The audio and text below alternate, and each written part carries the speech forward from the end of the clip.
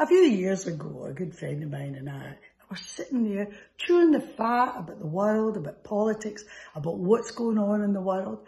And she turns and says to me, yes, I quite like that Nicola Sturgeon. Not sure about those trouser suits though. I said, what? She said, the trouser suits. I said, yeah, our trouser suits, but what did she say, Margaret? And she went, oh, I don't know. I'm definitely not sure about those trouser suits. Of course, that set me thinking about why we do that. Why do we do that to other women? We're trained almost to judge each other like that on the way that women look, right?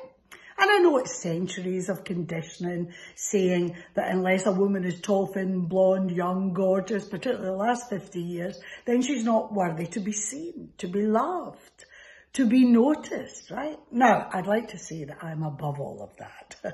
Sadly, I'm not.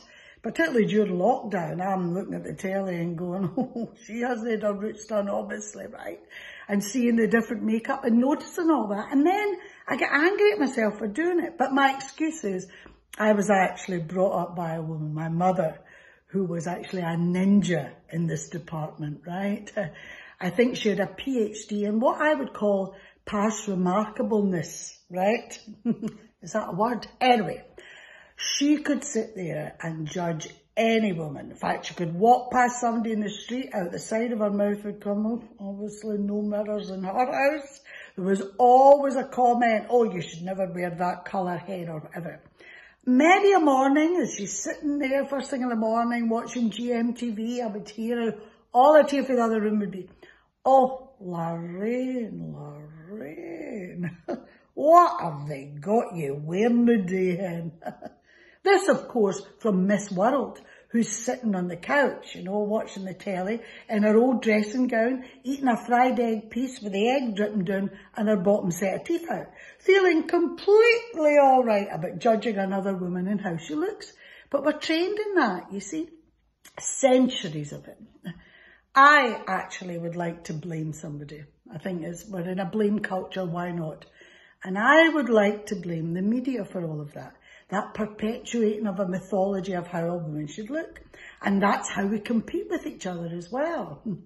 And the worst of it, women's glossy magazines, right? I've managed to wean myself off them over a period of years because all they do is make me feel shite about myself, right?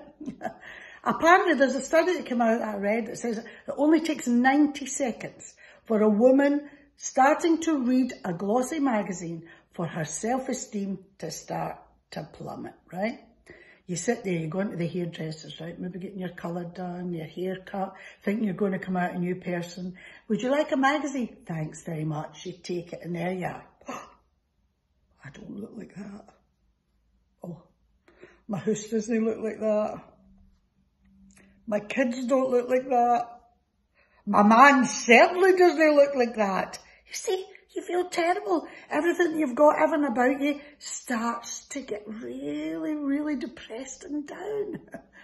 Now, maybe you've been in there 2 hours because the roots are getting done or whatever, right? You maybe read 5 magazines and then they come up and say, do you like your hair? You're like, no, I hate it. You see, terrible.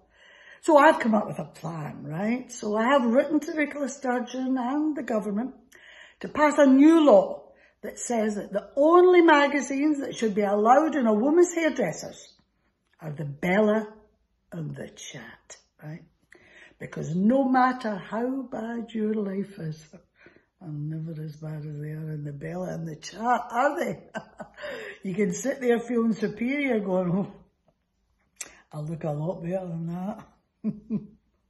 My house looks better than that. Even my man looks better than that. Fantastic.